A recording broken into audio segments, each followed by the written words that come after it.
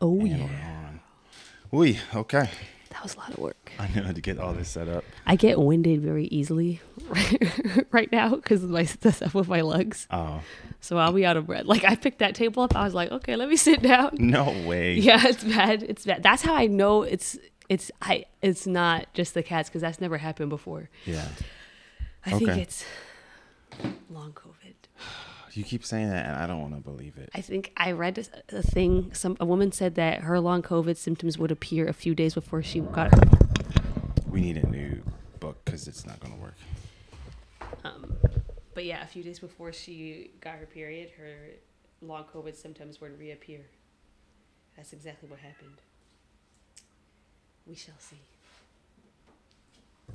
That falling off. There we go, nice and steady. Steady. Rock steady easy. All right, let's go. Welcome back to another episode of Crazy Stupid Podcast. I feel like we should come up with like a, you know how they're like, everybody has like their thing, like, and I'm Gina Wortham, or like, I'm Michael Barbaro. Why it's always the daily and still processing whenever we have examples of Because things. they are the ones that have the exact same one every single time. Like Ira Glass is kind of, he changes his every episode. Let me show my videos up there. Okay, I'm with that. We just got to record it once and we just use it all the time. No, I think we should do it every time. No, that doesn't. It's They a don't use little it. bit, so it's like a little bit different, Yes, sir. a little every time. No one does that. No, I know somebody who does. Who? She's that podcast. She's that comedian that does the cake show, not the cake show, the cooking show. Nailed it. What's her name? Nicole something. Kidman. No, Brunson. she's like thick and she's black and she's funny. I don't know. I forgot her name, but she like resays it every time, and it's like it's the same thing, but it's just like a little bit different. It's like a little something. It's like nice. I believe you. I won't be doing that. I will. Even if we pre-record it, every time we turn the mics on, I'm still going to say it. What's gonna happen when I edit it out? I'm going to stop you. How? I just am. I haven't thought that through part 3 I do the yet. editing in the morning. I'll be before awake. work. I'll get up. No, as in I do it in the morning on campus before work. I do it before 8:30. I'll hack into your computer remotely. All right, now we're just talking Google. No, people can do that. What that dude said in your comment section? Gobbledygoo.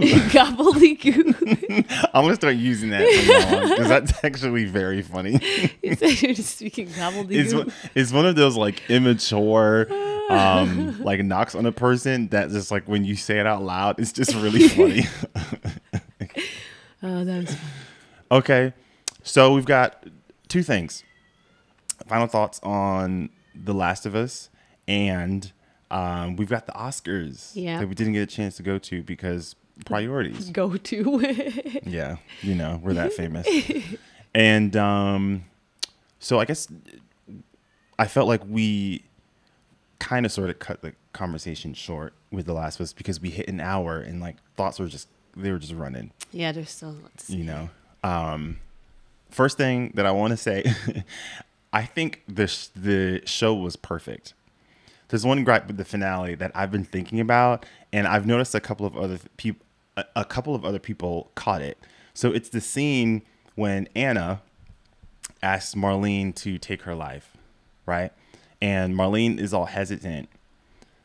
When Marlene gets the gun, she looks to her soldier and tells him to cover Ellie's ears before she shoots. He doesn't cover Ellie's ears. In my head, I was like, wasn't his what's back wrong to with us, you? so we couldn't really see? No, I'm not crazy because other people caught it too. And when I'm watching it, I was like, bro, she just said to cover her ears. What's wrong with you? Ellie would have been deaf in real life. That bugged me, but that's just like a minor thing. But I'm not blaming like the shows. I'm thinking that's canon, and the soldier is an idiot. That's how I'm making the mental gymnastics in my head. Oh my gosh. I remember like being like, is he gonna do it in my head when it was on, and then like the camera had it like it was behind him, so then we couldn't tell. That's what I remember. I feel like if you really did it, there would have been some lingering after that. You would have still just been holding your hands there. Yeah. But he didn't do that, and that was a little frustrating because I was like, you could have ruined everything. I mean, she would have been still okay. She just would have been deaf. It's hard to survive. Sam had Henry. Ellie didn't have anyone, especially after Riley. That's true. But a bunch of what ifs. But that I was just kind of like, you're an idiot. This is what I'd be talking about. When people say that the Fireflies are like incompetent, it's you. It's people like him that don't think and just follow simple instructions. I feel like we didn't get enough of the Fireflies to know if they're incompetent. I'm like, what do you mean? We don't know anything about them. We saw them at the beginning. We saw them at the end. They lose a lot, though. Remember that scene? Marlene was wounded. The other girl had her ear blown off. There's like dead Fireflies all on the grounds when Joel and Tess pull up. And then again, they're all dead when they were first going to drop them off at that first place when Tess dies. So they are kind of... I mean, they're a rebel group, you know what I mean? Which I feel like is a bit more accurate. It's not like the Resistance where you have like, Senator Organa that's just kind of running things. No, yeah, they don't have anybody. Because it's hard to be efficient. Fedra's not even efficient. Yeah. The world's just gone to, so cut up some slack. I don't know. Conflicted. But I will say, if you call the Fireflies terrorists, I feel like that tells me a little bit about your politics. Most definitely. Have some nuance, folks. It's not that simple. Most definitely. Also, I feel like it's pretty impressive that they found a neurosurgeon that Joel then murdered, but they found one. Was he a neurosurgeon or was he just a doctor? Because in the games, I can't tell. I'm not certain that he is a neurosurgeon. I am assuming he's a surgeon at least. I think he's a surgeon, but I don't know if he's like, I mean. Okay, finding a surgeon still seems impressive. It is. I feel like surgeons are rare even now. Like, I don't know a single surgeon. You know what I mean? Yeah. So for them to find a surgeon in the apocalypse, I think is pretty impressive. Mm-hmm. You know what? Another thing that I thought of, it's hard to not compare. We've only gotten one season. I know it's premature, but it feels like The Last of Us set a new standard on what adaptations can be for television and for movies, right? When I'm watching these episodes, they are taking everything and handling it with so much care. Mm-hmm. From the reciting lines verbatim because they recognize you don't need to change it because it was perfect in the game, to recreating set pieces that are identical to the game. They use identical music from the video game itself. They brought in the same composer. They had Neil Druckmann on, not as like he's not like a George R. Martin. Mm-hmm. He's not like consulting. He's not like George Lucas. He's like, I'm writing, I'm directing, I'm in it. Mm-hmm. Craig Mazin is like consistently going to him and asking his opinion on things. And then if he says no, they have a conversation. And if he says yes, like, you know what I mean? Like he's fully invested. Even little things that I've just come to appreciate. The actor who played Anna, she's the voice actor for Ellie, right? Just the fact that they're finding ways to just continue to honor the show warms my heart. The guy who voices Tommy, he's the one that's the right-hand man for Kathleen. The Troy Baker who voiced Joel, he was one of the henchmen for David in that one episode. They're consistently finding ways to introduce, like original actors to say like, yo, little Easter eggs. Yeah, but it's also like, we know that like we made this somewhat on the backs of you all, and so we want to honor you because being on the big screen is a bit different than voice acting for a video game. Both are successful, but you know, there's a bit more Yeah. prestige to it, and we want to respect you and what you did. I appreciate that. Even the voice actor for Abby was one of the nurses in the finale. Oh wow. And the soldier who shot Sarah was Craig Mazin, the director in the first pilot episode. What? Yes, they are handling the source material with so much care. And honestly, you know, I am a huge Game of Thrones nerd. And I love everything about that world. I've watched several episodes of House of the Dragon over and over and over again because I'm obsessed. I've read the books. You know, I've bought all of them. They're literally on our bookshelves over there. It's hard to not compare this care that you're seeing with these directors with what Dan and David did with the original Game of Thrones. Don't get me started. And I'm not just talking about the finale. Are people aware they cut out tons of storylines, tons of character arcs, tons of big moments that just like don't exist? The Greyjoys had this whole plot. The Martells had this whole plot. Lady Stoneheart with Catelyn Stark, she comes back to life. All of that gone.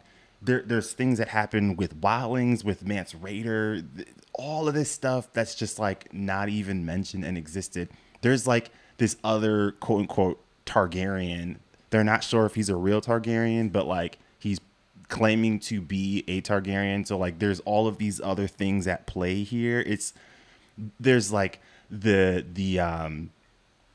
the North with Stannis, and how there's a lot of hints that lead up to like they're going to like betray Roose, or they're going to betray Ramsay Bolton at that the battle at Winterfell. That in the show they just kind of glanced it over real quickly, and then Brienne just comes in, just kind of stands. Oh, there's just so much. I can go on and on and on and on and on. Do you think it would have been possible for them to put all that in the show? Because like the show was already, for me, like personally, it was already a lot to keep track of. But up until season 5, they were on track. I think you just give more seasons, allow things to progress. None of those things that you mentioned happened before season 5? No. There were moments that were somewhat condensed, but for the most part, they were very accurate. Wait, what about Catelyn Stark? That's not before her coming back. So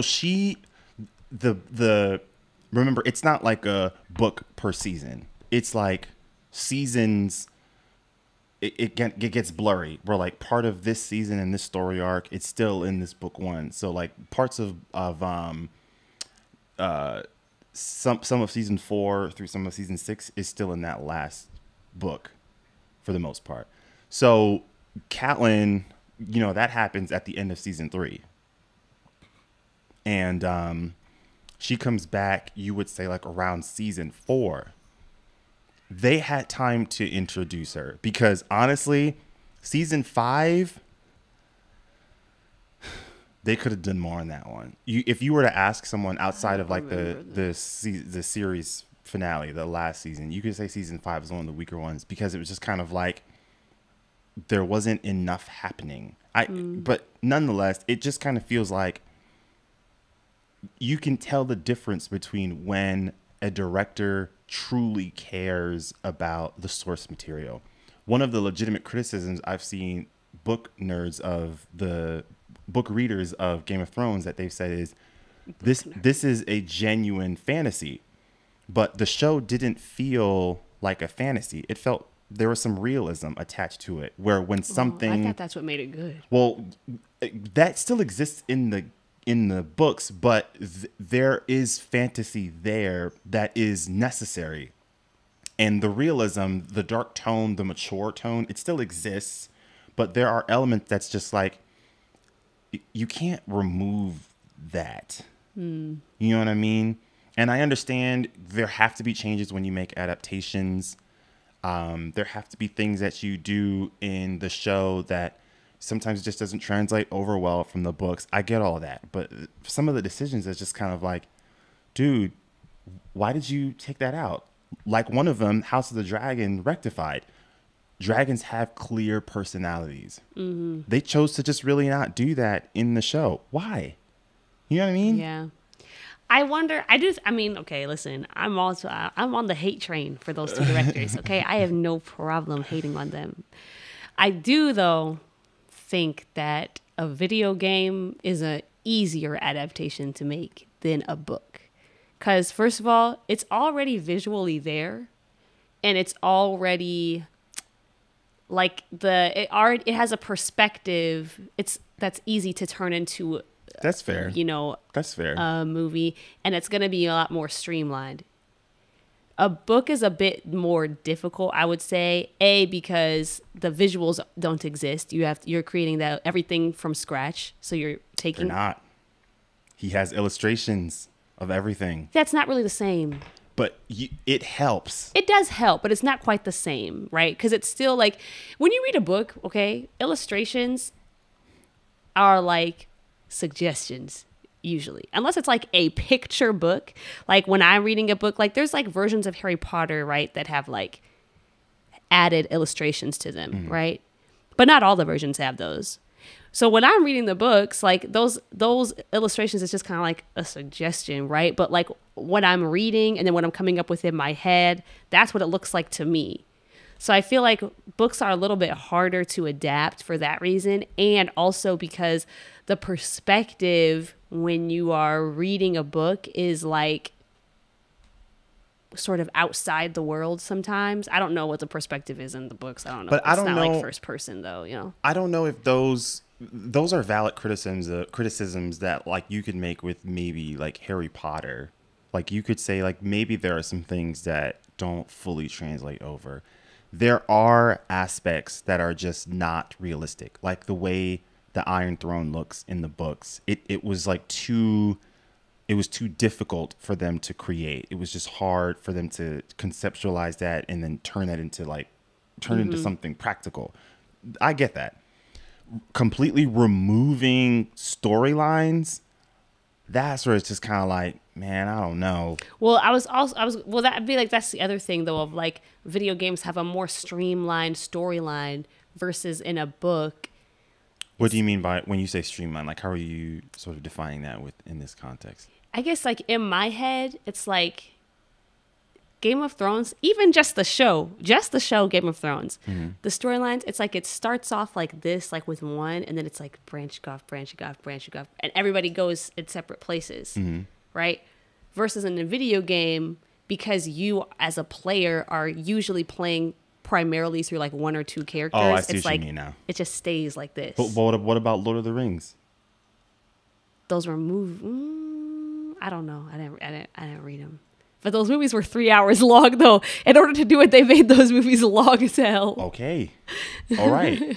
Give more time. But you think that more Lord of the seasons. Rings has the same amount of branching off as Game of Thrones? Because I don't think so. We were getting like 4 different perspectives. I feel like there's way more than 4 in Game of Thrones. No, there isn't. There's about 4 or 5, but those perspectives just have multiple characters. But it's still doable. Like, let's look in one scene. Like, you'll have a scene with Tyrion, Bronn, Varys, Cersei, and let's say Jaime. Yeah, all these different personalities, all of these different motives, but what's at the core of it? They're planning for Stannis Baratheon to come to King's Landing. That's not quite what I meant by. I think I mean like like I feel like at the beginning of Game of Thrones, it was like pretty much you're following the Starks, right? Mm-hmm.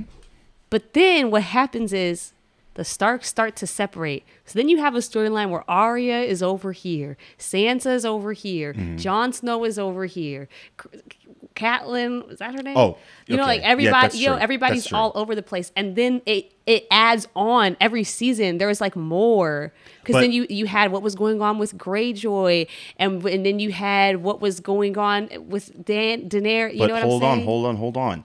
Those stories still existed in the show. So let me give you an example. Season 6, The Hound has his standalone episode when he gets reintroduced, and he's sort of living this, the common folk life, being, quiet. He's helping people build and whatnot. People with the Brotherhood Without Banners. That's what like Beric Dondarrion, he has like the flaming sword, Thoros, all those people. Catelyn is essential to their storyline, right? And so this guy comes in, Golden Cloak, he comes in and he's a part of the Brotherhood Without Banners.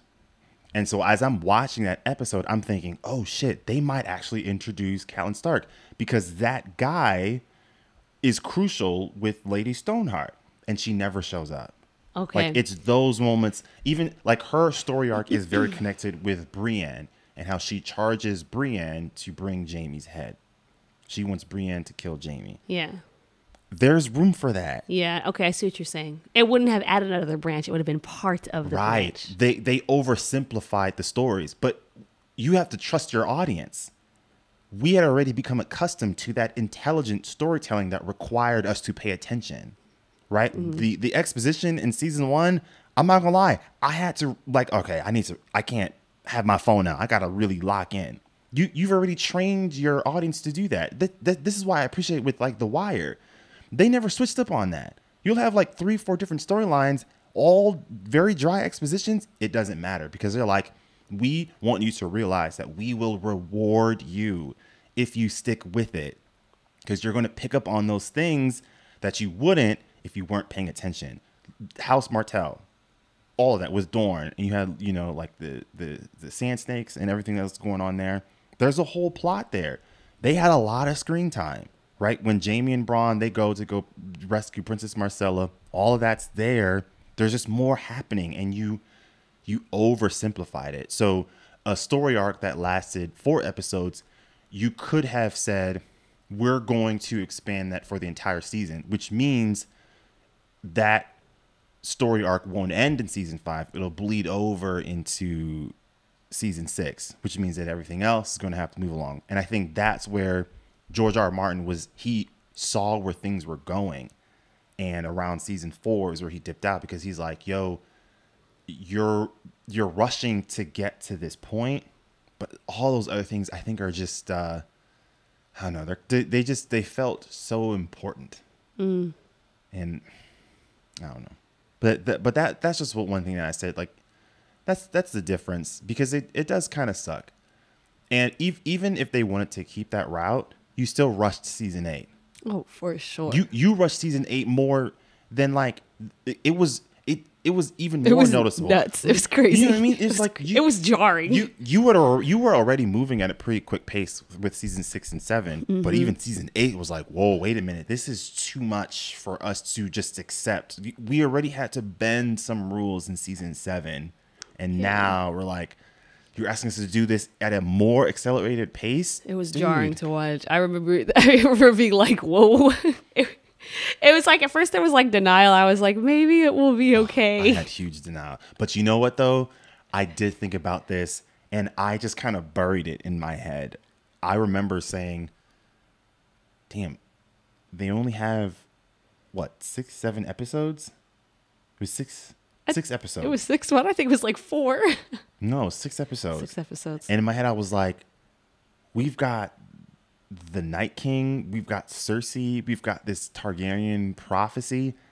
How are we going to wrap this all up in 6 seasons or in 6 episodes? And I remember thinking, no, I can't think about that, but I trust him. I'm just not going to, I just kind of put it in the back of my head. And it was also like, they were like, but some of the episodes are 80 minutes long, so it's fine. So we were like, it'll feel like a movie, which it didn't. But I think about like Stranger Things.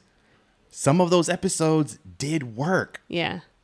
I know the last one was like 2 hours, but some of the other ones were like an hour and a half, an hour and like 70 minutes, an hour and 80 minutes. Like you could do it where, I don't know. And that's a much simpler story also.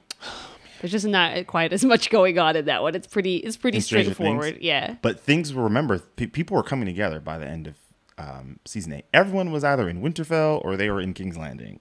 You could have done more. Yes. No, I'm saying the fact that.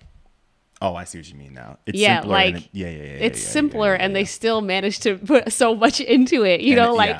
This is a more complex story. Like, yeah.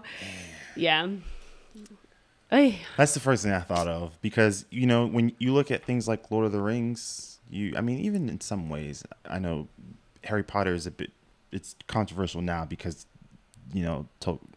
J.K. Rowling. Rowling is Yeah, on some I'm not mess. gonna lie. I still love Harry Potter though. I know, yeah, but just to see care being done to source material They still messed up refreshing. some stuff. They in Harry Potter. They messed up some things. Oh, that's interesting because as I'm watching this, I'm like, this is great. This is fucking awesome. The movies are still good. I still really enjoy the movies, but they did leave some things out. They did they changed something. Like the most annoying thing is that Ron's character in the book is so much more important than he was in the movies. In the movies, he's just Oh. like silly sidekick. Like and it's like Not Hermione. they focus on Harry and Hermione being like the drivers of the plot and like getting things done. Yeah. But in the books, Ron is way more essential. It's much more of an equal trio than it is like these two are important because they know things, and then you just have their goofy friend to the side. It's not like that in the books. Yeah. They kind of dumbed his character down a little bit. That was frustrating. There's some other things too that I'm forgetting that they probably left out. But overall, I mean, I think they did a pretty good job. Yeah. I still enjoyed it. I have a good time. This is another thing that I thought of. This is going to be a spoiler for season 2 of The Last of Us. So tune out if you have not seen The Last of Us season 2.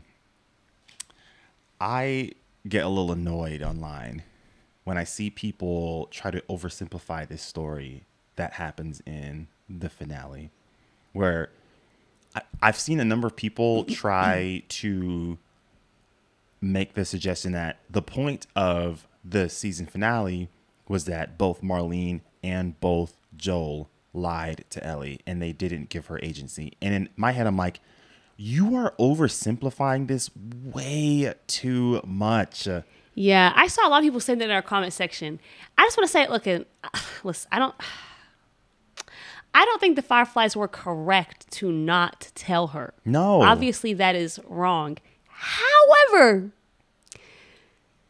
Joel knows that he was wrong because he lied. He lied to her. Right. If Joel thought that Ellie would have been okay with what he did because the Fireflies lied to her, if that's what this was, if Joel was like, you lied to her and you didn't give her a chance, and so I'm taking her out of here because you're not giving her a choice, he would have told her. Right. But he didn't. He lied to her and made up a story and made it seem like there's no cure. Sorry. Blah, blah, blah. Like he made up a whole thing because he knows that Ellie would be mad at him for what he did. Right. And here's the thing. People try to bring up, we don't even know if the cure would work. So what? Joel was not thinking about the legitimacy of this cure when he tried to save Ellie from the Fireflies. He wasn't thinking about the cure when he was getting Ellie out of there. He didn't care about that. So to bring that up, it's a moot point because that's not what's happening from Joel's perspective. Yeah. That's not what matters here. And this is another thing that people just kind of forget about.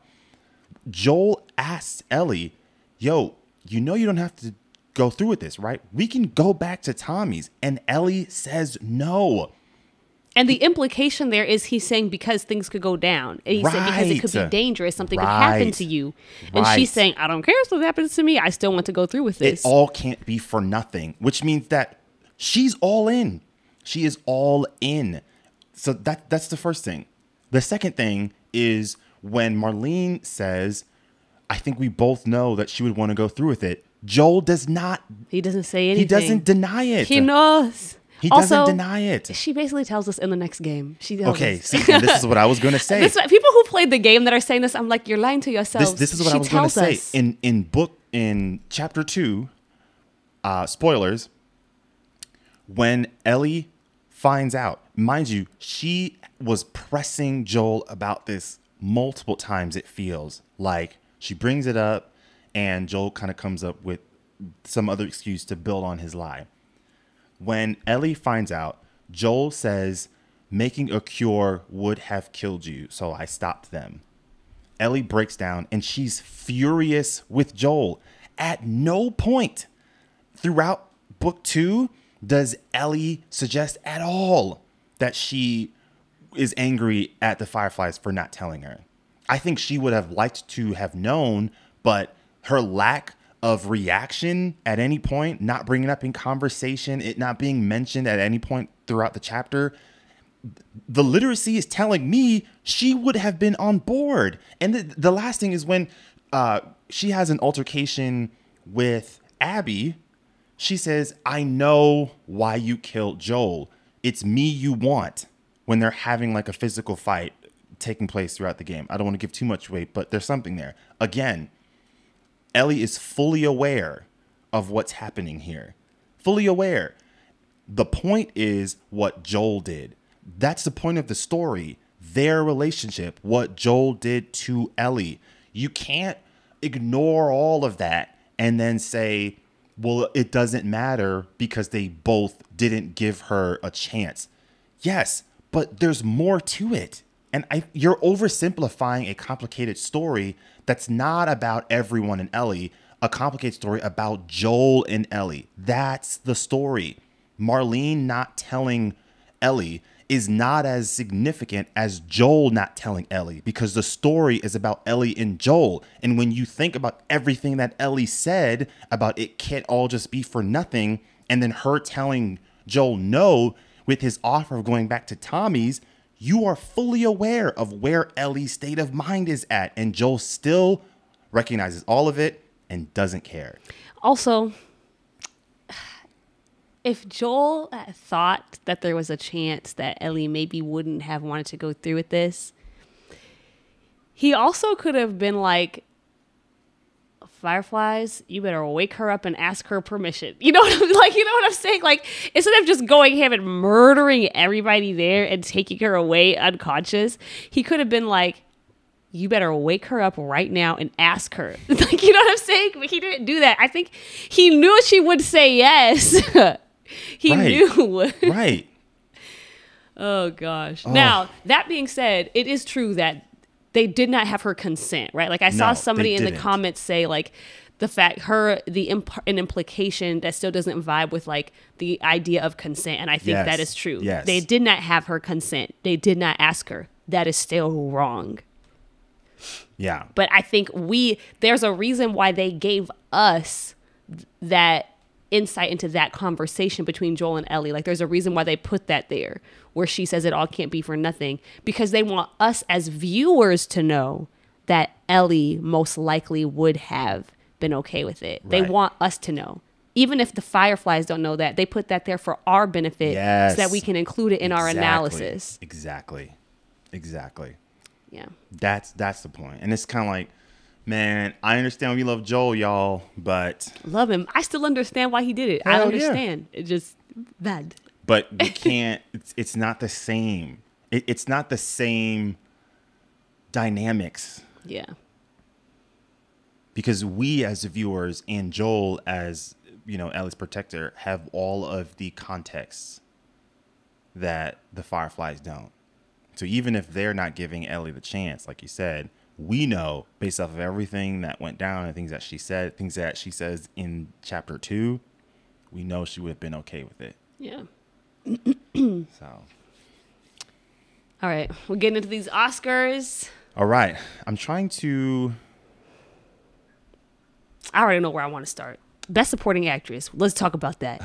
Because what?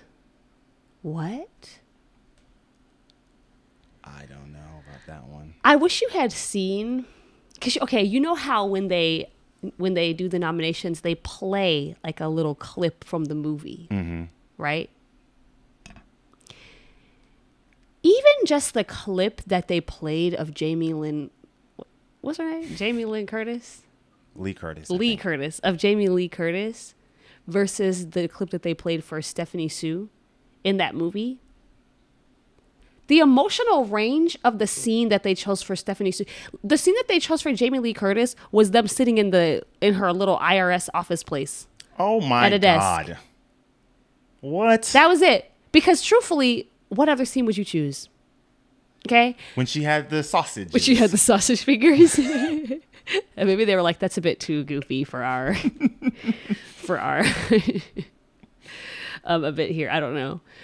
And then the scene that they chose for Stephanie Sue, it was the scene where she's out towards the end where they're outside of the laundromat and she's crying and talking to her mom. And, you know, I'm like, even in just that, even just the scenes that she showed shows that the emotional range that Stephanie had to portray in this film is so much greater than the emotional range that Jamie Lee Curtis had to show. Listen, I understand sometimes the Oscars are like, we owe you an Oscar, so we're going to give you this Oscar because like we've overlooked you in the past. Or there's the comeback one. Right. Yeah. I know they do that sometimes. Like I know they did that for Spike Lee because like honestly, Black of all his movies, I'm sorry, BlacKkKlansman should not have been the one to get that Oscar. But it's not his best one. It's not his best one. I don't think it deserved necessarily to win that year. What did it win though? Wasn't Best director? Best. I think it was. I'm not sure, but either way, yeah, I think I would agree with you on the Spike Lee one.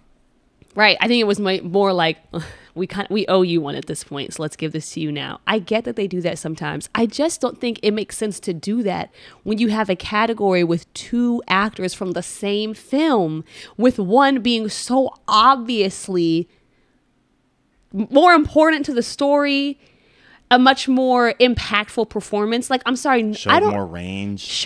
Like, Jamie Lee Curtis is a phenomenal actress. She's very talented. It's just that this it's just such a blatant example of favoritism and nepotism. Like, it's I don't know, man. And Stephanie Sue, like, good on her. She was like very supportive, you know, when Jamie Lee Curtis won, you know, like, I mean, good for her. And I mean, and she's fairly new. Like, I'm sure she'll be nominated again, which maybe they also took that into account. But it's just like, I just don't know anybody who walked away from that film thinking about Jamie Lee Curtis's performance over Stephanie Sue's. I remember being in the theater and being completely wowed. First of all, she's playing multiple versions of the same character, number one. Right. Because the versions that she's coming across in the multiverse is not the same it's different variants. As her daughter. Yeah, literally. And God, it's disappointing and it's sad. I feel like, I mean, I'm glad that the movie won so many other things. Like, it swept across almost everything. Like, it got Best Supporting Actor, Best Actress. It got movie of the year. But that's gonna bug me, man. That's really gonna bug me. Yeah, that's where you just it's like the Academy Awards just can't help themselves but just not get it right. It's like every year there's just one thing. They're just gonna get at least one thing just a little wrong. Kind of like, why did you do that? Like, you know. And I mean, listen, I already knew Angela Bassett wasn't gonna win because it's a Marvel movie. Okay, I knew it. I knew she wasn't going to win because I just think they don't take it seriously enough, right? I think they give some nods to Black Panther because they recognize like the cultural relevance of it. But like, I think it's more than that, but I'll get into that later on. But I knew they weren't going to give it to her, right? Though she deserved, because her performance was phenomenal in that film. But you know, it's also a little frustrating. People keep bringing up the scene when she exiles Okoye. Mm-hmm. You know, I'm in the most powerful nation in the world. That's not the only scene that she killed it in. The speech she gives with the United Nations earlier in the movie, I thought that was just as impactful because it completely set the tone for the entire film. And it's like, people are going to make this point of like, oh, I saw like a few tweets that I thought were just completely dumb of like, oh, she's only yelling. I'm like, bro, did you even watch the movie? Because Angela Bassett, every scene she was in, she stole it. Every single one. She's just that good. Also, the same way that they owed Jamie Lee Curtis, or they felt like they owed Jamie Lee Curtis an Oscar. I'm sorry. Honestly, I feel like Angela Bassett's career as an actress has more Oscar-worthy roles than Jamie Lee Curtis. Okay, because I'm sorry. I don't think that's a hot take. I'm sorry. Jamie Lee Curtis, what has she been doing besides Halloween? I'm so sorry. Freaky Friday. What has she? I'm sure that there are things, but I don't know what they are. What are they? I can think of so many. I mean, you have Angela Bassett as Tina Turner, Angela Bassett in the Malcolm X movie. You have oh crap, now I'm forgetting. I'm about to pull up her filmography because she's done a lot. Oh, just click on her right there. Click on her name. she's just done so many All roles right, we that I just feel pull it up like right here. These are some of the main ones that she was in. oh, Malcolm Waiting X. to Exhale. But we're forgetting her biggest one. How How Stella got her groove back. I like. There's just so. There's just. Yeah. There's Oh, just she so was in many Boys in the things. Hood.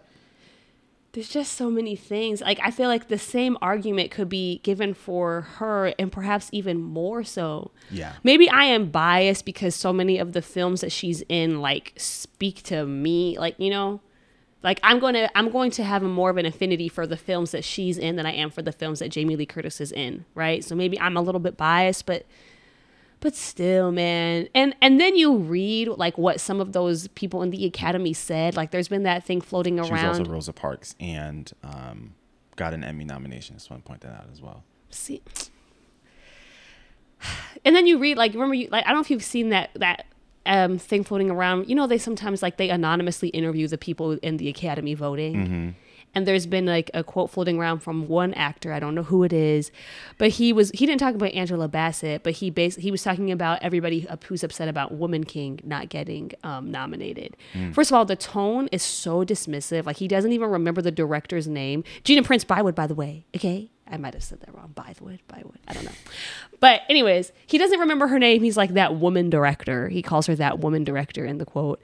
And he's basically saying like he basically says like the Oscars have been doing their best to be more inclusive. Like everybody complaining about that. That's not true. We voted for the movies that were best. I'm basically just saying like you didn't make the cut because you didn't make the cut. And then he's like, Viola Davis, you have 2 Oscar nominations. I think you're fine. Like something along those lines. Get the fuck out of here, bro. I'm sorry. There's no world in which Avatar 2 gets nominated for Film of the Year. Elvis. Oh my God. And The Woman King does not. Listen, There's just no world. I'm sorry. I know people want to keep bringing up Avatar as why did it get nominated? No, but listen, what James Cameron does with his cinematography is revolutionary for CGI and VFX. So I'm not a fan of the movie, but I can understand its relevance. Why is Elvis there? Well, here's my thing. I understand the relevance in terms of cinematography too, but I feel like that's why they have separate categories. That's why you have a cinematography. Like to me, I feel like when you get nominated for Film of the Year, you're saying best overall. You're saying you've got it all. That's what it says to me. You've got the good story. You've got the cultural impact. You've got the amazing, memorable performances. You've got, that's what it says to me. Do you think them, nearly getting $3 billion, would you not see that as cultural impact? I'm not saying it's not cultural impact. I don't think it has everything. I don't think you can say, based on what I know about that story, it's not that revolutionary. I honestly think Woman King didn't get it. I'm going to change to that. Yeah.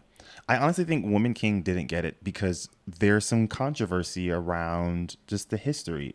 I think sometimes the Academy likes to play it safe, not in terms of we want to stay with indie films, safe in terms of what's going to not give us the most negative publicity.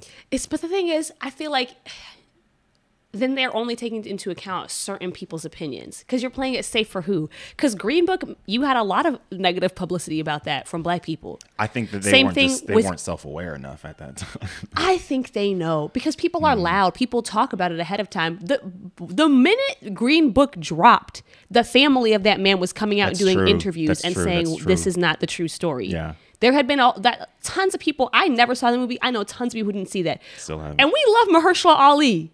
And we were not in those theaters to support that man for that film, okay? So, I don't know. I feel like, same thing, like you go back years, Crash, when Crash won over, what was the film it beat? I can't remember. But that's another race take movie that Black people were like, this is a bad race take, and that took Film of the Year. Like, this has happened multiple times where they get negative blowback, but it's just not from the people that they care about. And I think that's really all it is. Because you guys nominate films about race that are uncomfortable and controversial for Black people all the time. you guys shy away from movies that are strictly uplifting to black people and don't give an ounce to whiteness. That's what they shy away from. Because you loved Hidden Figures. You loved Hidden Figures because they put, what's his name, Kevin Costner in that film. It's like they'll only nominate a black film if it doesn't make white people uncomfortable. Yeah, it has to give whiteness something, or somebody to root for, something to make them feel better about it. That's what they do in all those movies. Like Black Panther. Yeah. Yikes. You know, like I feel like The Woman King is just a film that didn't do that at all. See, did Judas and the Black Messiah get nominated for anything? Yeah. Okay. Yeah. But I mean, and Daniel Kaluuya won. I think it's also, if we have to dig deeper, it is also about black women. Because I think black men, they've been winning their fair share. I mean, you know, Daniel Kaluuya's got some, Denzel, Will Smith, Mahershala Ali, Spike Lee. I mean, black men have been getting nominated. I think it's more so. Like the last black woman to win was actress was Halle Berry. Which, love Halle Berry, but that's insane. No. She was phenomenal in Monster Ball. I'm not saying she didn't deserve it. What I'm saying is, I was about to get very defensive. What I'm saying is, when you look at all of the black women actors over the years, careful with your words, and you compare them to Halle Berry, it's absolutely insane. I'm sorry, Halle Berry has an Oscar, but Viola Davis doesn't have an Oscar. She does. Well, Halle Berry got one before her, and Viola Davis does not have a best leading role. Oh, okay. She only has the best supporting. Like, there's just it's just kind of wild to me. It's definitely colorism too. That's definitely playing a role into it, also, for sure. Not saying she didn't deserve, but just saying the math doesn't quite math all the way. Okay. That's fair. That's fair. I don't know. I had upsetting. A thought. I know Marvel comes up. We need to start putting Ryan Coogler in the S tier, upper echelon of directors and movie makers. Ever.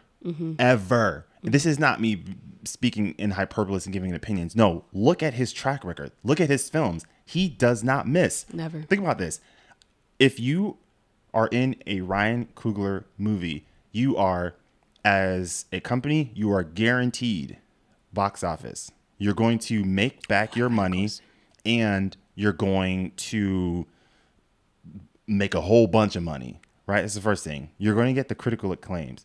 You're going to get Oscar noms as actors, as film composers, and as the film itself. All of those things he's been able to do. And his last two films have been getting multiple Oscar noms in different categories, and they've been in Marvel. No other director in Marvel can say that. You've had some that have gotten Oscars outside of the MCU, like Chloe Zhao, but once they enter in, it's like no one has been able to navigate through the MCU formula to create a beautiful film that gets recognized by both fans and by critics the way that Ryan Coogler has.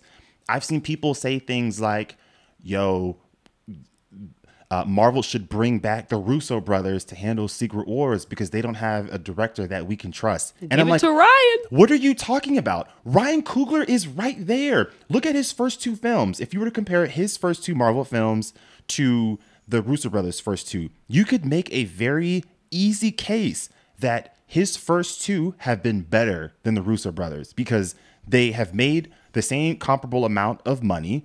And he's been getting Oscar noms, and people have been winning them. And also, he's very good he can add heart to a story, and he can add really good action to a story. He's good at both. Right. And that's hard to do. And they feel so unique, so distinct than any of the other ones. They're winning costume design. They're getting songs. Actors are getting nominations. I love the Russo brothers. They are great directors, especially when they're in their lane of MCU. They are nearly unbeatable. But we got to stop acting like they're the only people who Marvel can put their hands, who Marvel can trust to put these important stories in. Ryan Coogler is right there. We got to start thinking that like he can only handle Black Panther. Did we forget what he did with Creed, with Fruitvale Station? Like, yo, this dude knows what he's doing. He handled Wakanda Forever with all of the mess, all of the heartbreak, all of the drama with the recasting and what are they going to do with the story and them having to rewrite and reproduce and redirect and reshoot. He handled that. And people still walked away loving that film. Y'all got to put some respect on his name, son. I'm glad you brought up Fruitvale because I feel like sometimes that is very overlooked. That's an phenomenal overlooked film. Movie. And you know how hard it is to take something that recent in history and tell it well? Right. Like, it's actually very daring to take on a story that soon. It's not something that's like Jim Crow or like Antebellum. Like, the family is alive. Like, like his child is going to watch the movie. Like, his mom and, you know, like, they're all there. They're going to, you know, like, yeah. He knows what he's doing. And, like, again, we talked a lot about this with Chadwick and Michael B. Jordan and Jonathan Majors.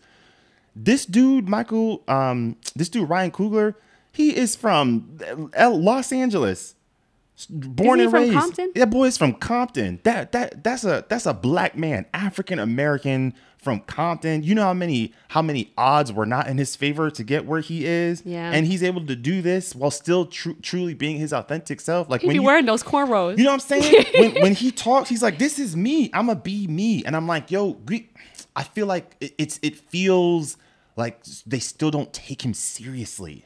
Yeah, I feel like Hollywood at large is not going to take him seriously, sadly, until he does a film that doesn't feel black.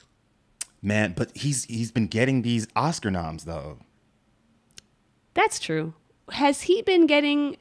What has he been nominated for? Does he get Best Director noms? Oh, I don't know. I don't know if he got that for Black Panther. I know they got Best Picture. Let's see what they got. What Black Panther was nominated and I don't think for. Wakanda Forever was nominated for Best Picture. No, not this year. But, not this year. Yeah, I feel like it will take for them to start to talk about him that way, like to start putting him up there with some of those other directors that people put up there as like one of the best to ever do it. Mm-hmm. That's what it's going to take. He's going to have to do a film that doesn't feel like it's for black people, which is sad that they don't take us as seriously. But I think that's what would need to happen. I also don't know if he'll ever do that because I think he's very intentional about the stories he chooses to tell. No, this is why I appreciate some of these actors. When I think about them, like, it warms my heart. Like, Ryan Coogler is like, I'm going to make amazing films for black people. Michael B. Jordan, Jonathan Majors, even Viola Davis, like even Lupita, like some of these other people, they're like, I'm going to make sure that the viewers, the black viewers know that I am thinking about y'all. Like Ava, when she does her stuff, she's thinking about us. Where's she been, by the way? Ava, I need another movie. I mean, yeah. Look at this. Black Panther won 90 total awards. Like, that's just insane. 200 plus nominations. I'm going to go to the Academy Awards right now in a second. I'm scrolling down, but it's taking a while because I got to keep scrolling. So much. That's the other thing, too, I think we should also remember is, like, the Oscars are not the only awards. Others exist. It's just that it's hard to feel like those are as significant. Mm-hmm. Where is it? I don't think I passed it, did I? Grammys, Golden Globes, and then you got to go soon. So I'm trying to hurry up and find it. Oh, it's in. Is this in alphabetical order? Academy. So we got Best Picture, Best Costume Design, Best Original Score, Original Song, Design, Editing, Mixing, but it didn't get Director. Also, Best Picture would go to Kevin Feige, not, I guess, because he's the producers. That's why all those when the Best Picture wins, it's like all these people that you don't know that go up to accept the reward. It's like all these random white men every time that That's go fine. up. I don't think Kevin Feige would have gone up. He would have. He's never. I mean, the directors go up with them, but Yeah. he would have gone up because it's like that's what you do. The producers go up to accept the award every time. That it's always funny because it's like, yes, love this movie, and then the people who walk up to accept it, it's like, who are you? Man, I remember walking out of Black Panther the first time when the credits hit and then All the Stars comes on. I'm just sitting there like, wow, what an experience. I cried so many times in that movie. What an experience. Oh man, love him. I wonder what he's gonna do next. Yeah. Anyways, I know we've got to run, but yeah, this is, I guess, our part 2 episode. We'll try to see if we can get some clips up by tomorrow. But yeah, any final thoughts before we dip out? I don't think so. It's just, actually there is one. I just want to say I love Michael B. Jordan and Jonathan Majors for going up there and saying and doing that thing for Angela Bassett. I didn't see it. They went up to present one of the awards. I think it was Best Costume Design. I think they have them together because they just did Creed. Yeah. They're already like getting the buzz ready because I know that's going to be nominated for Symphonies next year. Hopefully, it better be. But they go up to present the award, and the first thing that they do is Michael B. Jordan says, "Hey, Auntie." And then Jonathan Majors goes, "We love you." And this was after she had been snubbed, after she didn't win. And like just their body language, the way they said it, you knew exactly what they, like black people everywhere were like, "We know exactly what you're trying to say. Like, we know exactly what this is about." And it was just, I just appreciate them for that recognition. I love that, man. Just lovely. I love what we're seeing out of Black Hollywood right now. Me too. I'm like, I really want to know y'all. I really want. I feel like I'm like friends with them now. I know, like I really want to hang out. I just feel like we can get along, and just. Yeah. All right. All right, team. All right. Thank you all so much. We'd love to see what you all thought about the Oscars. And with that, we will see you all next time. Peace. Bye.